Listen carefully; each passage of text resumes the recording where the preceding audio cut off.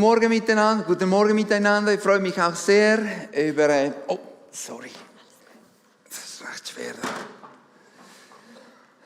über den Hebräerbrief weiterzusprechen und natürlich über dieses schöne Titel, Jesus, dein Vorbild. Und das ist eine Predigt, die uns wirklich motiviert. Vor allem das Kapitel, das wir heute behandeln werden, ist ein Kapitel, das uns anspornt, wirklich unser Glaubensleben weiterzuleben. Vor allem, wenn wir mutlos sind, wenn wir kraftlos sind, die Freude verloren haben. Es ist ein Text, der uns wirklich ermutigt, weiterzugehen und vor allem auf Jesus, unser Vorbild, zu schauen. Amen. Und ich glaube, wir wollen einfach mit Jesus laufen. Und wenn ich fragen darf, ist Jesus dein Vorbild heute Morgen? Kannst du die Hand aufheben? Amen. Und wenn du nicht so ganz sicher bist, ich hoffe, dass das nicht nach dieser Predigt wirklich das so wird. Ich möchte mit einer wahren Geschichte beginnen. Und die Geschichte erzählt von dem Mann, von Cliff Young, einem 61-jährigen Kartoffelbauern und Schafhirten, der sich 1983 in Sydney bei einem Ultramarathon anmeldete. Er ist der längste und härteste Ultramarathon der Welt von Sydney nach Melbourne, 878 Kilometern. Die meisten 150 Teilnehmer waren Weltklasseläufer. Cliff war ein Außenseiter. Er kam mit seinem Overall und mit seinen Gummistiefeln, um sich für das Rennen anzumelden. Niemand hat ihm richtig geglaubt, dachten, dies sei ein Witz. Aber er stellte sich an der Startlinie auf. Als der Startschuss fiel, blieb Cliff deutlich hinter den 150 Weltklassenläufern zurück. Er lief langsam und ganz Australien war bei der Live-Übertragung fasziniert von dieser Szene.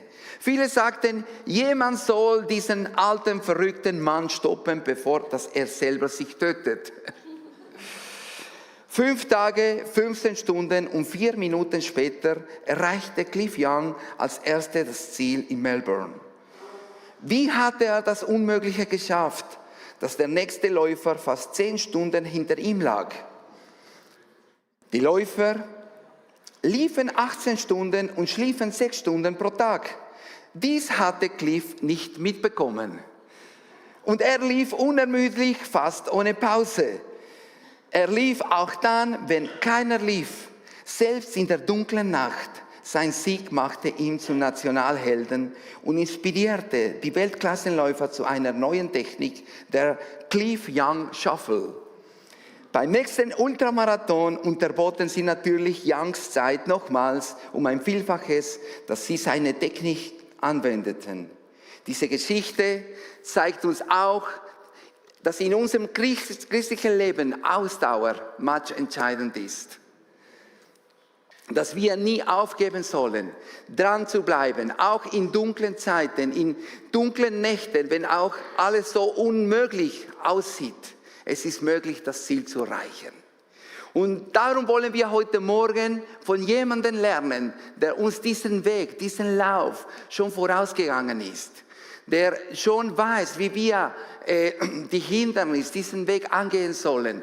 Und dieser Mann ist Jesus. Amen.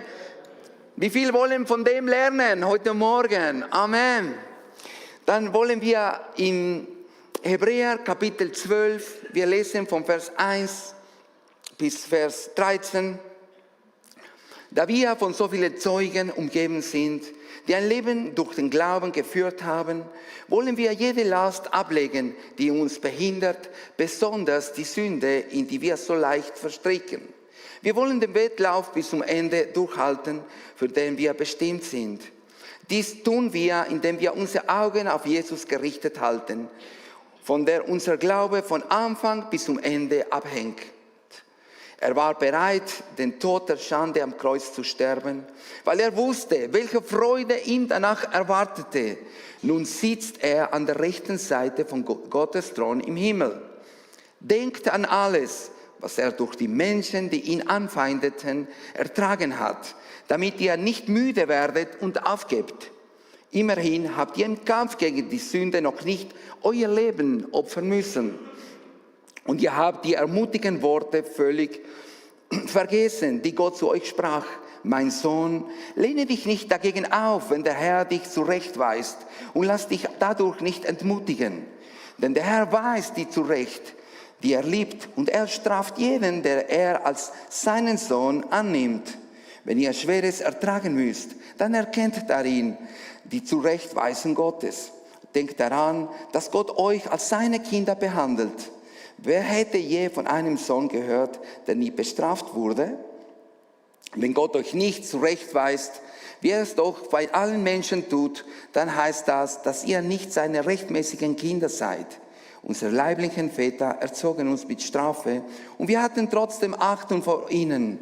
Sollten wir uns dann nicht umso bereitwilliger der Erziehung unseres himmlischen Vaters unterordnen, damit wir leben? Denn unsere leiblichen Väter haben uns eine Zeit lang erzogen, so gut sie es konnten. Aber Gottes Erziehung ist immer richtig und gut für uns, weil sie bedeutet, dass wir Anteil an seiner Heiligkeit erhalten. Keine Strafe ist angenehm und während wir sie erleiden, ist sie immer schmerzlich. Doch danach werden diejenigen, die auf diese Weise geformt werden, inneren Frieden und ein Leben in der Gerechtigkeit gewinnen. Stärkt also eure müden gewordenen Hände und stellt euch fest auf euren zitternden Knie. Schafft gerade Wege für eure Füße, dann werden alle, auch wenn sie schwach und lahm sind, nicht stolpern und fallen, sondern stark werden. Amen. Was für ein Text, das uns ermutigt. Und dieser Text spricht von allen diesen Glaubenshelden in Kapitel 11, die diesen Lauf vorausgegangen, die wirklich das Ziel erreicht haben. Und durch den Glauben, sagt die Bibel, haben sie diesen Lauf erreicht. Und hier der Autor zeigt uns, dass unser Glaubensleben ein Wettlauf ist, ein Glaubenswettlauf, den wir zu laufen haben. Und der Autor sagt, okay, sie haben das Ziel erreicht, diese Glaubenshelden. Aber jetzt, heute, bist du und ich, wir sind dran in diesem Glaubenslauf,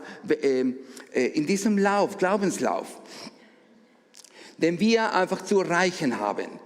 Der erste Punkt ist, warum sollen wir diesen Rennen laufen? Erstens, weil in diesem Rennen um unsere Ewigkeit geht. Es geht um unsere Errettung. Und Hebräer 12,1, ich lese es nochmal, der erste Teil, da wir von so vielen Zeugen umgeben sind, die ein Leben durch den Glauben geführt haben. Es ist nicht irgendein Rennen, es ist nicht irgendein Lauf, es ist der Lauf des Glaubens, den du und ich zu laufen haben. Und es ist auch eine große Schar, die das Ziel erreicht haben und uns anspornen und erwarten, dass wir auch an dieses Ziel herankommen. Wir sollen diesen Lauf, dieses Rennen laufen, weil Jesus sein Leben für uns gegeben hat.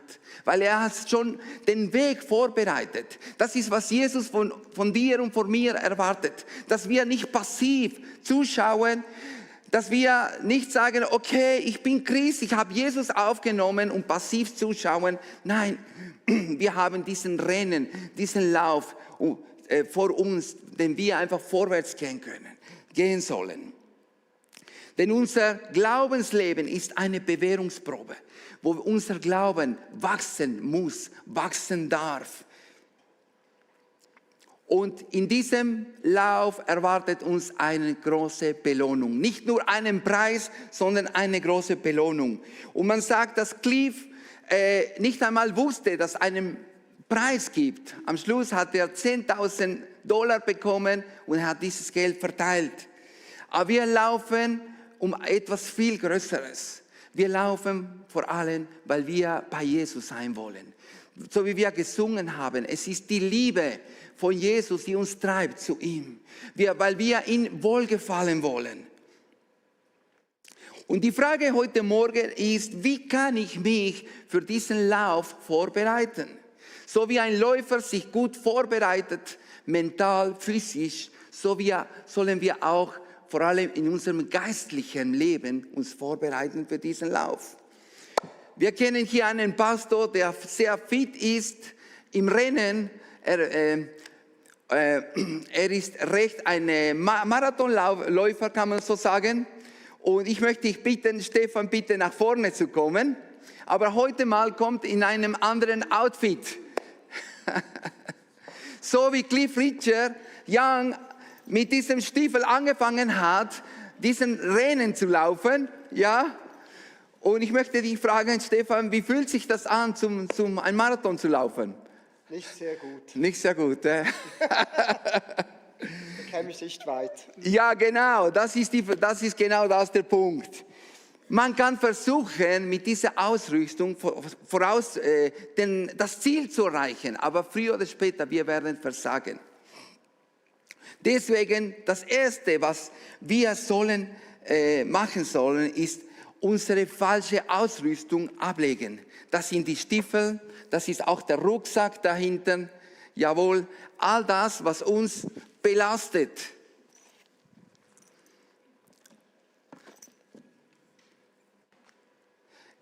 Es steht, wir wollen jede Last ablegen, die uns behindert, besonders die Sünde, in der wir uns so leicht verstricken. Das griechische Wort von ablegen heißt apodemoi, bedeutet die alten Kleider wegwerfen. Alten Kleider, alles was uns belastet in unserer Seele. Die Athleten liefen in den Stadien halbnackt, weil sie wussten, dass jedes Gramm zu viel ist, um das Ziel zu erreichen. Wir sprechen zuerst von den Belastungen, die Lasten. Was sind diese Lasten, die uns immer wieder bedrücken und uns hindern, vorwärts zu gehen? Es kann sein, vielleicht Sorgen in unserem Alltag, Sorgen um das Morgen, Ängsten, was wird geschehen in unserer Welt, was wird geschehen in Europa. Das sind Dinge, die uns belasten, uns hindern, diesen Lauf zu gehen. Es kann auch Probleme, Streit in deiner Familie, Probleme, die du am Arbeitsplatz hast. Vielleicht jemanden, den du Mühe hast zu vergeben. All das belastet unser Herz, unsere Seele. Und wir können einfach nicht über die Hindernisse laufen, sondern wir werden stolpern. Deswegen heißt jede Last, jede Bürde, es ist an sich nicht eine Sünde, aber es sind Dinge, die uns abhalten, auf diesem Lauf zu gehen. Es kann sein, ein hoher Lebensstandard. Dinge, die ich mir kaufen will und die mir in die Schulter bringen. Es kann sein, mein Äußeres. Ich will immer schön aussehen und jung, oder? Das ist auch eine Belastung. Amen. Es ist eine tote Last, die uns abhält, immer wieder. Niemand weiß es, aber wir tragen es mit uns. Und Jesus will, dass du frei wirst von jeder Last, vielleicht Unversöhnlichkeit. Es sind Dinge, die in dir, in deinem Herzen sind. Niemand kann es sehen, aber Jesus sieht das. Und er sagt dir heute Morgen, leg es ab. Leg jede Last ab, damit du wirklich so leicht wie möglich diesen Lauf wirklich rennen kannst. Und dann haben wir einfach die lieben Gummistiefel. Das ist Sünde. Und man sagt auch, wir sollen einfach bereit sein zu rennen, aber mit den richtigen. Und deswegen heißt, und jede Sünde, die uns so leicht umstrickt, die uns so ablegen, die immer wieder Besitz von uns nehmen und abhalten will, um in unserer Beziehung zu Jesus zu wachsen. Wie oft sind wir mit einem Klick in die Sünde zu fallen? Heute im Internet, die Pornografie, Gewalt, so viele Dinge. Niemand sieht uns, aber wir können so schnell da reinfallen. Wir können unser Herz dermaßen verschmutzen, indem wir einfach Dinge anschauen, die uns kaputt machen, unser Glauben kaputt machen. Vielleicht Verhalten, Stolz, Selbstgenügsamkeit, Überheblichkeit, Groll, Bitterkeit sind all diese Dinge, die uns hindern, diesen Lauf vorwärts zu gehen. Und Sünde, wir sagen immer wieder, ist wie ein Krebs. Wenn du diese Sünde zulässt, wächst immer mehr, wird immer größer und größer. Und wenn wir es einfach, wir merken es am Anfang nicht, aber mit der Zeit wird immer größer und zerstört unser Glauben. Wir verlieren die Freude, wir verlieren den Mut und wir sind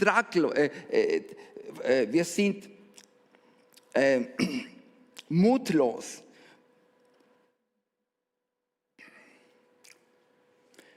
Deswegen sagt der Herr, leg diese Sünde, jede Last und Sünde ab und wechsle mit diesen neuen Laufschuhen. Der nächste Punkt ist, laufe mit Geduld und Ausharren.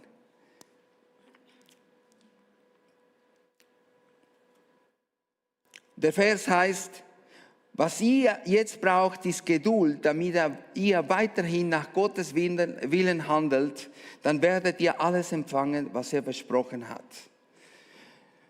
Geduld habt ihr nötig, heißt das.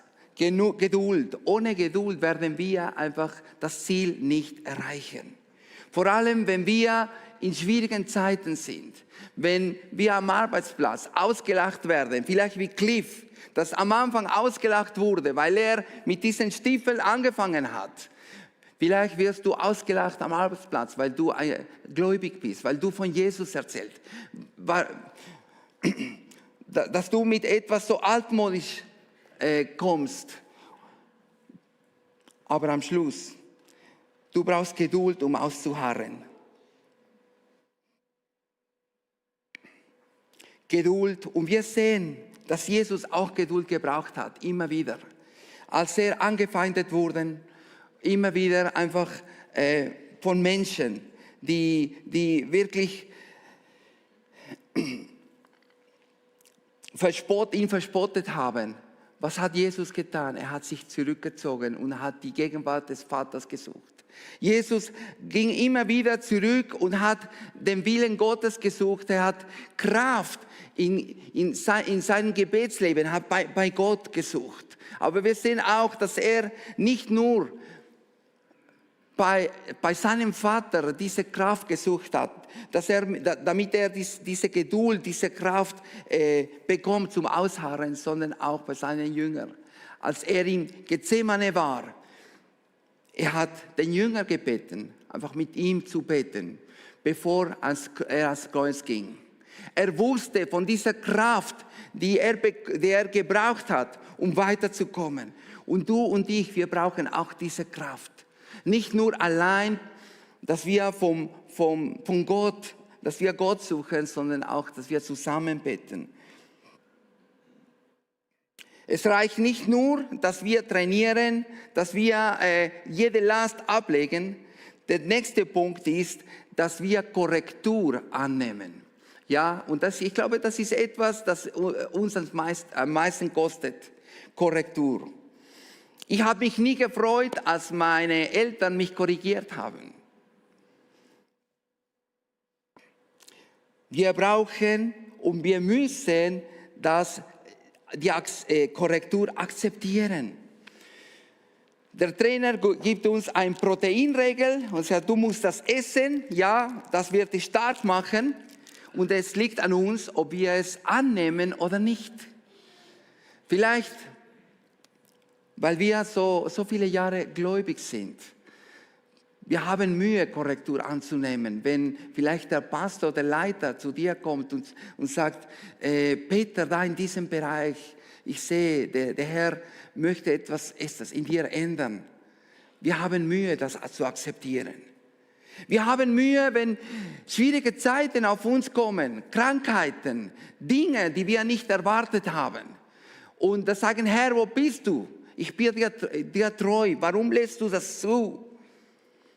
Vers 7 heißt, wenn ihr Schweres ertragen müsst, dann erkennt darin die Zurechtweisung Gottes. Denkt daran, dass Gott euch als seine Kinder behandelt. Wer hätte je von einem Sohn gehört, der nie bestraft wurde? Gott erzieht uns auch durch Leiden. Ja, Gott erzieht uns durch schwierige Situationen, auch wenn wir es nicht verstehen. Aber er sagt, er erzieht uns, weil wir seine Kinder sind. Ja, er möchte uns formen in sein Ebenbild. Und genau das lässt er zu. Die Bedeutung von Erziehung im griechischen Wort heißt Paideia. Heißt nicht nur Zurechtweisung, sondern gezielte Anleitung. Durch gezielte Anleitung helfen Eltern ihren Kindern zu ihrer Reife sich zu entwickeln. Gottes Erziehung ist keine Strafe, sondern ein Ausdruck seiner Liebe und Fürsorge. Darum, wenn Dinge auf dich zukommen, die du nicht verstehst, es ist so wichtig, dass wir einfach immer wieder wissen, diese Überzeugung haben. Herr, ich bin in deinen Händen. Du lässt es zu, weil du einen höheren Ziel hast mit mir. Weil du willst, dass mein Glauben zunimmt. Du willst, dass mein Charakter geformt wird.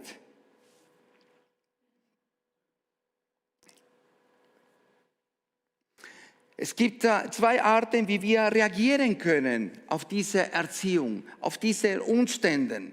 Wir können zuerst mal gleichgültig reagieren und sagen, okay, mir ist egal, was passiert, ich mache mein Ding durch. Oder zweitens, wir können überempfindlich reagieren. Wir können uns rebellieren. Wir können den Mut verlieren. Ich will nichts mehr zu tun haben. Alle Christen haben mich enttäuscht. Ja, kennt ihr das, diesen Satz? Aber wie hat Jesus reagiert? Wie hat Jesus reagiert? Wir lernen, dass die Bibel sagt in Hebräer 5, dass Jesus lernte Gehorsam, indem er sich dem Vater unterordnet hat. Er kam immer wieder und sagte, Herr, Vater, nicht mein Wille soll geschehen, sondern dein Wille soll geschehen. Jesus, die Bibel sagt, Jesus als Sohn Gottes musste Gehorsam lernen. Er musste einfach in diesem Bereich trainiert werden. Wie viel auch wir als seine Jünger, Jesus ruft uns, dass wir uns einfach von ihm formen lassen. Immer wieder. Und darum dieses Kapitel betont so stark der Bereich Erziehung, Korrektur, dass wir annehmen, weil es ist ein Bereich, den wir immer wieder Mühe haben, es zu akzeptieren. Sei es von einem geistlichen Leiter, aber sei auch Gottes Wort selber. Er will, dass wir gehorsam werden, dass wir abhängig sind von ihm. Und es manchmal sind Dinge, die wir nicht sehen, aber Gott kennt uns. Und deswegen lässt Gott es zu. Wir sollen jede Schwierigkeit aus dieser Perspektive anschauen. Es ist seine Liebe, die uns züchtigt, seine Liebe, die uns formt, seine Liebe. Und darum heißt, mein Sohn, lehne dich nicht dagegen auf, wenn der Herr dich zurechtweist. Lass dich nicht dadurch entmutigen. Denn wenn der Herr liebt, dann erzieht er mit der nötigen Strenge jeden, der er als seinen Sohn annimmt. Manchmal ist es streng, ja, Amen. Es ist ein Leiden. Ja, das ist ein Teil von unserem Glaubensleben. Durch Leiden werden wir geformt, durch Leiden, durch diesen Weg, aber nicht nur geformt, sondern gestärkt, dass wir aus dieser Zeit hinauskommen mit einem stärkeren Glauben, einer stärkeren Zuversicht und dass du und ich sagen können, ich weiß, an wem das ich geglaubt habe.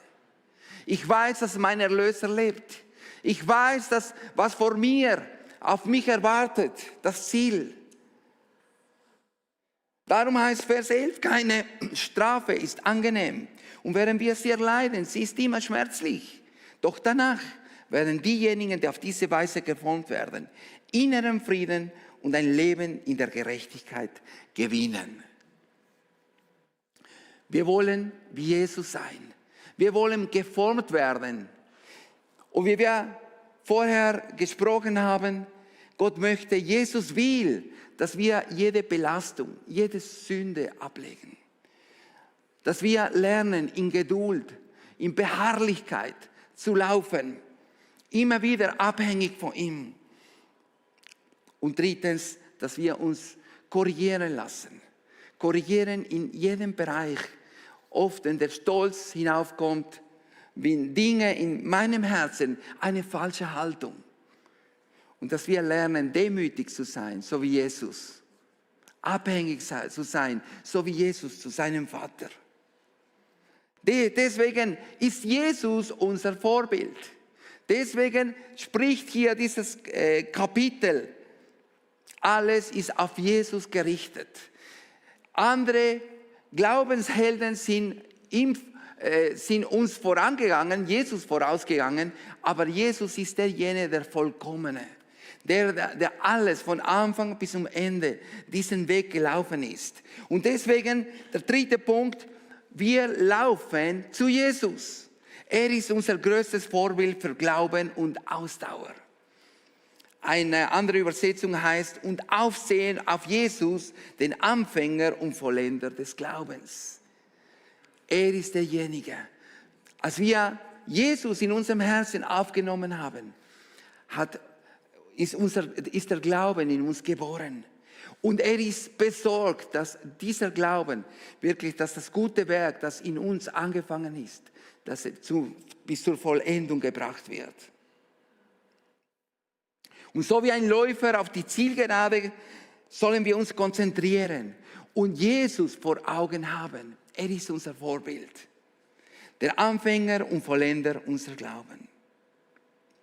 In ihm findet unsere Erfüllung statt. Jesus ist unser Vorbild in seinem Vertrauen auf Gott und Abhängigkeit.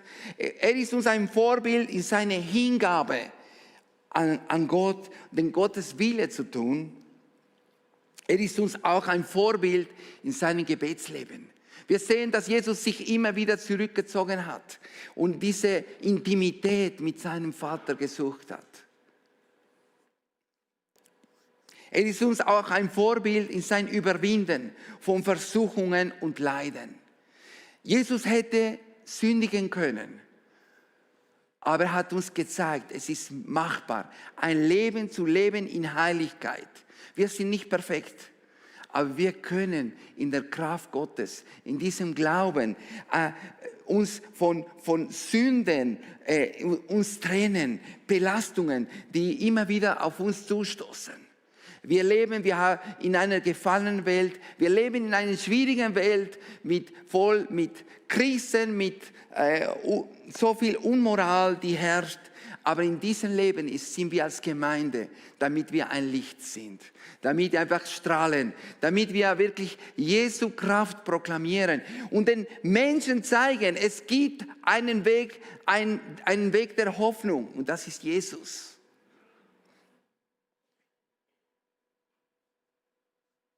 Jesus ist uns ein Vorbild in seine ausharrende Treue zum Vater. Jesus hat diesen Lauf vollendet und den Sieg erlangt. Und diesen Sieg hat er uns geschenkt. Und deswegen will er, dass wir auch in diesem Sieg laufen.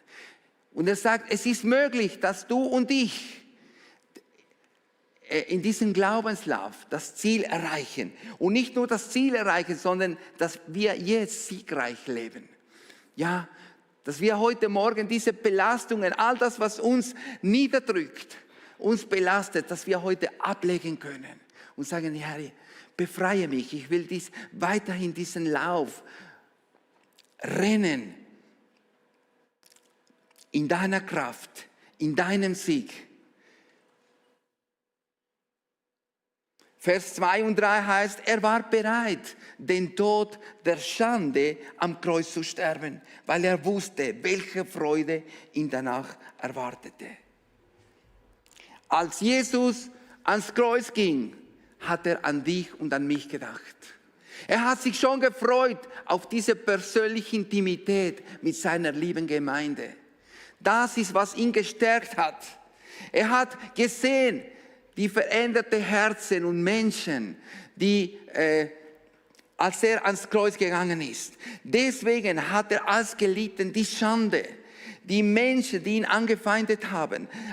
Alles hat er ertragen und er ist nicht müde geworden.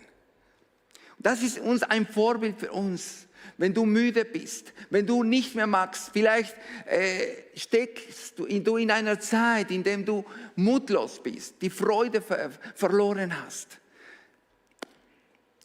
Schau auf Jesus und er sagt, ich will dir einfach diese Freude neu schenken. Ich will dir wirklich, dass du deinen Blick auf mich richtest. Die Glaubenshelden haben auf Gott vertraut und die haben das Ziel erreicht. Wir als Gemeinde, wir haben einen viel besseren Gegenstand, eine viel bessere Person und das ist Jesus. Jesus, unser Heiland, unser Erretter, der den gesamten Glaubensweg vorausgegangen ist. Von der Krippe bis zum Kreuz. Und er sagt, die Bibel sagt, er thront jetzt und er sitzt zur Rechten des Vaters.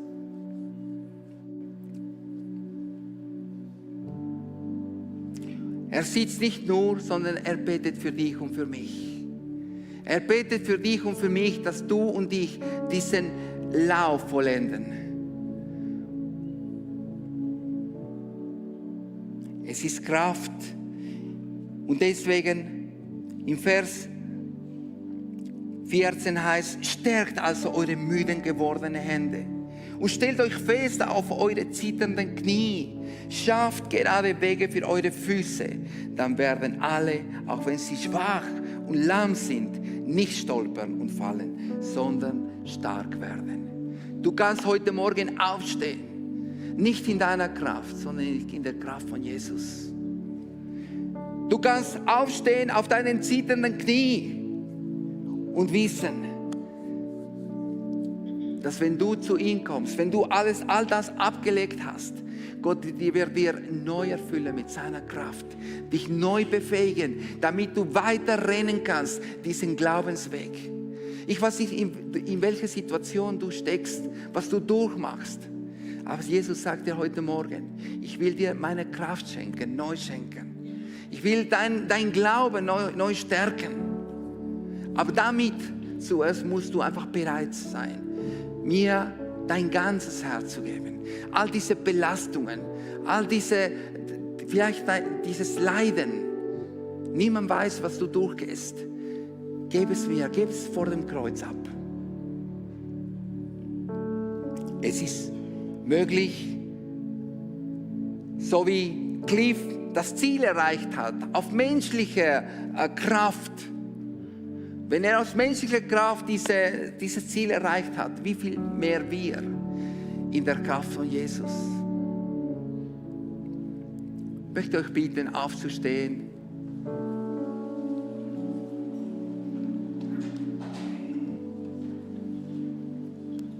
Wir haben so viel Grund, diesen Glaubenslauf zu rennen. Aber vielleicht bist du heute Morgen da mit Lasten, Belastungen, Bürden, Sünden. Und du hast gemerkt heute Morgen, dass das dich hindert, weiterzugehen. Und du merkst, dass all diese Dinge dir die Freude, den Mut geraubt haben. Oder vielleicht merkst du heute Morgen, dass du die falsche Ausrüstung hast.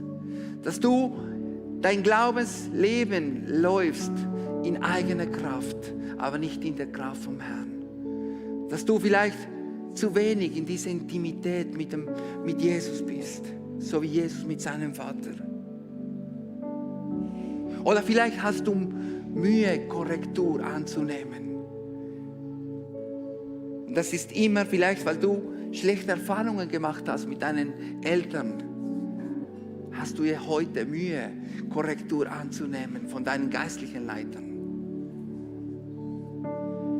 Jesus spricht zu uns und sagt, schenke dir mein Herz, schenke mir dein Herz. gebe mir ganz hin. Ich will etwas Neues tun. Ich will dir wirklich neu stärken. Jesus möchte uns heute Morgen mit seiner Freude, seiner Kraft, seiner Gegenwart uns neu erfüllen.